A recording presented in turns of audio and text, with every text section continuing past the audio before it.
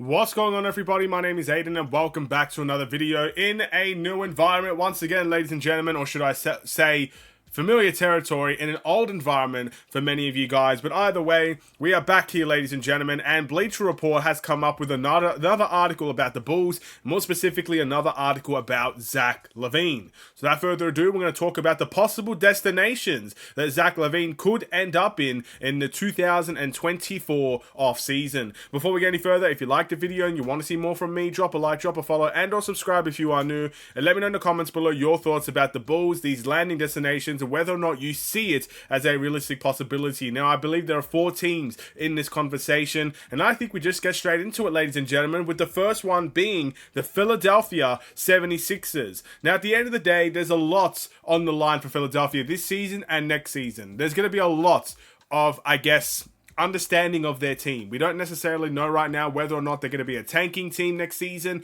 or they're going to try and all out to compete. But what we do know is that Joel Embiid is entering his prime years. And I'm just going to make an assumption here and say that the Philadelphia 76ers will not and do not want to waste those years with, I guess, a team that is, going to be mediocre or trying to tank or whatever the case may be. They might want to either capitalize on Joel Embiid first, or they're going to want to bring a team around Joel Embiid that can finally win that championship. And maybe somewhere along the line, Zach LaVine fits into that conversation. Now, Zach LaVine is not a first option, and on the Philadelphia 76ers team, he probably won't be even the second option on that team. But whatever the case may be, he could be a very valuable asset scoring-wise for the Philadelphia 76ers. We have seen what they play like without Joel Embiid. They have skyrocketed from the third best team in the Eastern Conference all the way to a play-in tournament spot, ladies and gentlemen. That's how bad they have dropped from, I guess, where they were to where they are now. And maybe with a guy like Zach LaVine, who, if he's able to stay healthy, could potentially benefit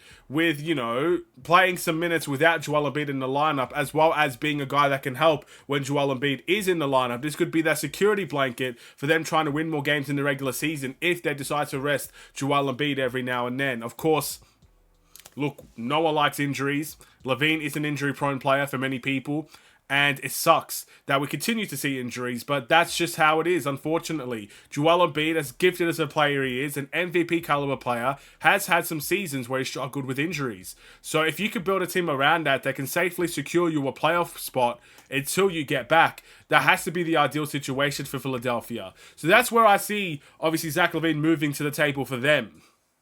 Keep in mind, they will have money next season. Tobias Harris is on an expiring contract, and it looks like they're not going to bring him back. Depending on what they sign Tyrese Maxey for, they will potentially have enough money to do a deal with the Bulls for Zach LaVine.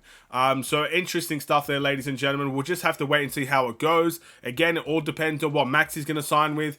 I do feel like Tobias Harris will leave that Philadelphia 76ers team, so you're already losing a big player that's part of your team. Maybe you could do well and add another part to your team. Heck, I wouldn't even mind a sign and trade involving Tobias Harris. Of course, I'd like a little bit more than that, but I like Tobias. I think Tobias Harris could work on this team. I really, really do. So I wouldn't be opposed to that, ladies and gentlemen, but I don't necessarily know what trades are going to be on the line there. But Philly, I think, is a decent opportunity for Zach LaVine, and I think he would be happy to go there.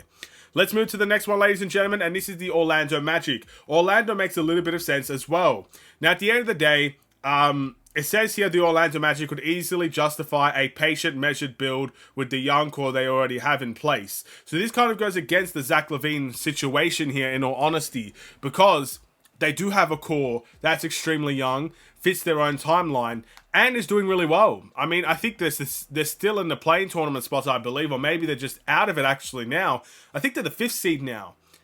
For a young team of that caliber, that's very, very impressive. A big step up from last season to this season. So I think it makes sense in the sense that, look, you could bring one more piece. I don't think the Bulls are going to ask for a massive amount from Orlando. I wouldn't mind a bit of their picks if they're willing to go all in with Zach LaVine. We could get a big chunk of picks in return. I wouldn't mind that.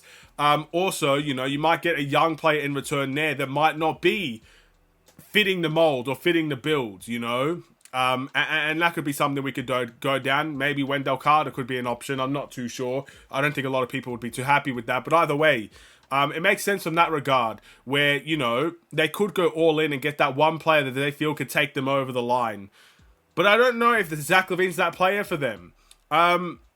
I think they could use another scorer, another three-point shooter, and another dynamic player. But is Zach LaVine really the guy for them? Is Zach LaVine really going to be the guy that they put all their money into for a max contract? Keep in mind, there's a lot of guys on that Orlando Magic team that will probably ask and demand for that max contract. So are you willing to go in early for Zach LaVine? Or are you wanting to find a more secure player that can actually take you over the line this season and that could guarantee you a place to go and fight for a championship? I don't know. I feel like this makes sense more for Philadelphia than it does for Orlando. But look, if Orlando's in, if they want Zach LaVine, if Zach LaVine's interested in Orlando, and it's a match made in heaven, fantastic. I would love to see this deal happen, and I think there are good pieces with Orlando that we could definitely do trades with. The next one is obviously a very easy and simple one. It's the Los Angeles Lakers. You will always see the LA Lakers as a destination for Zach LaVine. The reason being is that I think that is his destination that he wants to go to the most. It's no surprise that even in injured seasons, like this season, the 2 games he appeared in are both in LA, you know, when he was on camera and stuff of that nature. Both of them, he appeared in LA. You know, we didn't... again, it's, you know, I know there's a whole different thing with his foot injury, and I get he's doing rehab and he's not going to appear in every Bulls game, and I get that. Maybe he does appear in every Bulls game and I don't see him. But they put the camera specifically on him when it's in LA, so clearly the media are trying to drive something in this instance as well. Nonetheless, I think the Lakers have always wanted Zach LaVine. I think they wanted Zach LaVine 3 years ago, even 4 years ago. I think they wanted Zach LaVine last season. I think they wanted Zach LaVine this season. But the problem with the Lakers is that I think the pieces they were willing to give up stepped up dramatically to the point where the Lakers weren't willing to give up on them. For example, D'Angelo Russell, that no-trade D'Lo series, you know, the last couple of weeks of the trade deadline, D'Lo stepped into a really, really big role and has become a really good player for them. Something that we might not have seen if he wasn't up for trade. So he stepped up when it matters the most. Clearly, he doesn't want to leave the LA Lakers. And at the end of the day, when those types of guys step up, Austin Reeves has obviously stepped up, and I think they were already reluctant to get rid of him. It does make it difficult to go trade for a guy like Zach LaVine, because what else is there left that you could do a deal with? If it's not Austin Reeves, and it's not Rui Hachimura, and it's not D'Angelo Russell, what else do they have there? We're not getting AD. We definitely ain't getting LeBron. So at the end of the day, you know, players stepped up at meaningful times for the Lakers to give them the benefit of the doubt and give them the trust that those players can maybe have a good end to the season and make a big impact in the playoffs. I personally don't think that will happen, but it's still an option there. And I guess we'll wait and see during the offseason whether or not they will fall for that trap again, or whether or not they make the changes instantly and Zach LaVine can be a part of that. I see Zach LaVine's most likely destination going to the Lakers. It may not be this season, but it's inevitable. It's inevitable that at some point in his career, Zach LaVine will go to the Lakers. Last but not least, the San Antonio Spurs.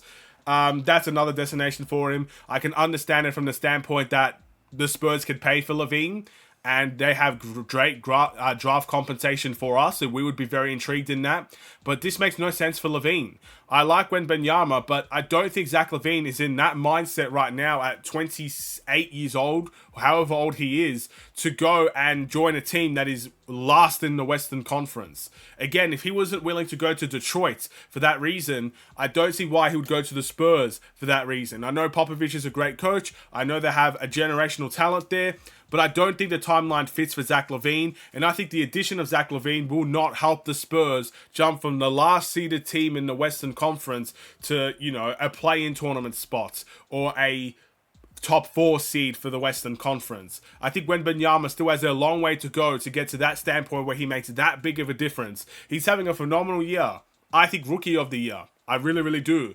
But I don't think he's had that much of an impact to carry a team on his back with Zach LaVine there and go and pick yourself up to the top 4 in the Western Conference. That's basing on the games I've seen from him versus the Bulls.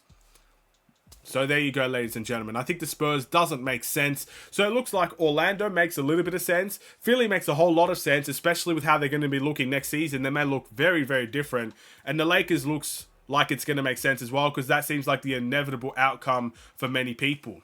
Where do you think Zach LaVine's going to go? Do you think he's going to sit right here in Chicago? He might, you know, want to give this Bulls team another chance. Or is his time coming for him to leave, for him to go, and for the Bulls to restart? Thank you for watching. Drop a like and a follow, and or subscribe if you are new. I will see you in the next one. Stay safe, stay healthy, stay tuned for more. Take care, and peace.